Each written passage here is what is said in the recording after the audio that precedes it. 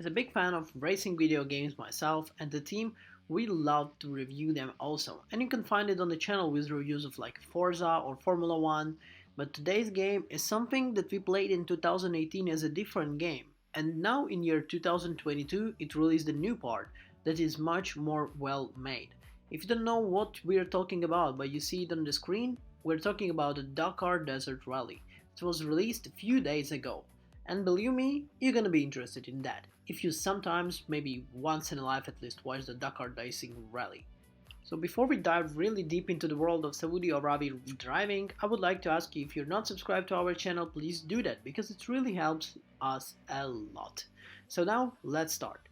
Dakar Desert Rally is a racing game that is set obstinately in a desert, obviously. The Dakar Rally is known for its cool Paris-Dakar Rally that is reworked in the new grilling stage, and it's a rally of off-road vehicles, all of which are aiming to conquer both landscape and their fellow competitions.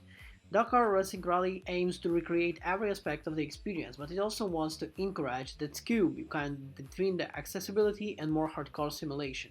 There is two different modes in the game, the Sport one and Professional one. Sport one is for those ones who are more casual fans.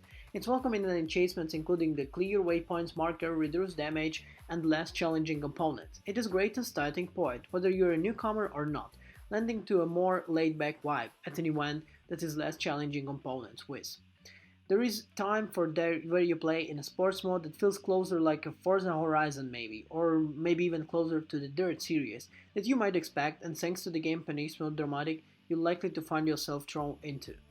Dakar Desert Rally also have the professional mode, but we're not gonna really dive deep into that. But in long story short, I can tell you that this is something completely different, unique, and you would probably see a lot of people playing later on this game who making this kind of driving racing channels on YouTube where they just use their steering wheel and they enjoy the game, because the damages in the game are crazy, so it's really ultra realistic. It really does what you want in this game. The game reminds you of something more like a sim-like Roots, with the most appropriate modes where you go through the challenge of the handling mode on the result of the crash, leading to an easy balance between these entry-level modes welcoming to the facade and the reality lurking beneath. It doesn't want to sell you the drama through, and those Forza Horizon compositions scratch to the dramatic action film soundtrack with the thumping strings, and pounding drums helping to the adrenaline level the rebels. So overall gameplay looks really cool and interesting. Also, adding to the things about the professional mode, there is much more strict to the time trial mode and the damaging obviously. The topmost difficulty is simulation is locked behind your experience level. You must achieve level 25 before you can truly embark on your Dakar simulation dreams, removing all of the crutches available elsewhere and putting you utterly on your own path. Its example the chaotic surrounding with the 5 vehicle types in the game, closely fought racing, navigational challenge, team management, and unblockable historical events. You can ride with the motorbikes, you can ride with the kind of breakout desert cars and stuff like that, and believe me, all of that is really cool and well made. Compared to the 2018 game, in this game the vehicles feel much more better and much well made. You have a feeling of the heaviness, and you have a feeling that you're riding on a, well, kind of like a sand desert type of place where actually the desert racing is taking place. It's the mix of these chaotic kind of things into the game. Also, the sport mode has some kind of a motor storm vibes in it and a great chaotic fun. Its progression system in the game that prior Dakar game where solely you need to order the captivity with the wider audience. The Saudi Arabian gameplay here is real star of Dakar, because the well how made the deserts are made, snowy mountains and the sandy beaches is the environments have epic sense of scale.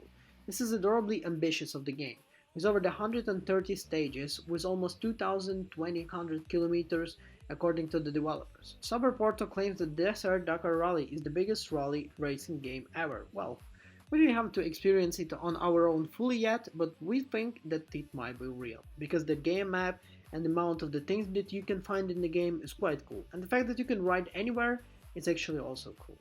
Visually, the Dakar Desert Rally looks spectacular. Vehicle kicks off with the thick clouds of dust and dirt environments and sublimely detailed, and the time of the day with dynamic weather effects and reduced visibility are some of the best we've seen in the modern racer. Unfortunately, this visual fidelity comes at the cost. On PS5, for example, Dakar Desert Rally suffers with frequent frame rate drops, even in a performance mode. Shutters are particularly noticeable while driving through the water on the race that gets crowded with opponents. Future updates will hopefully optimize the performance. Until, we recommend to playing on the resolution mode, which looks at the game of the 30 FPS. Ironically, resolution mode offers a more stable frame rate than performance mode, while running at 4K, with the box ATV and feels more sensitive to the spin that easily steer and sharply. Heavyweight trucks, on the other hand, are more suitable and enjoyable to drive, that is satisfyingly weighty. With more game modes and more polish, the Car Desert Rally could evolve into something really big. And as it stands for now, the game is amazing, great, but there is future for this game that has a lot of updates and it creates a much bigger, a much cooler and much well-made experience in the world. So, if we would rate and give it the mark of 10, I would say it has something around 8 and 9. So maybe 8.5 would be the perfect score for Dakar Racing Rally. And if it gets all these updates and all of these things right, this could be potentially one of the best racing games of year 2022. Thank you everyone for watching this video with us, and I'll see you in the next one. Ciao!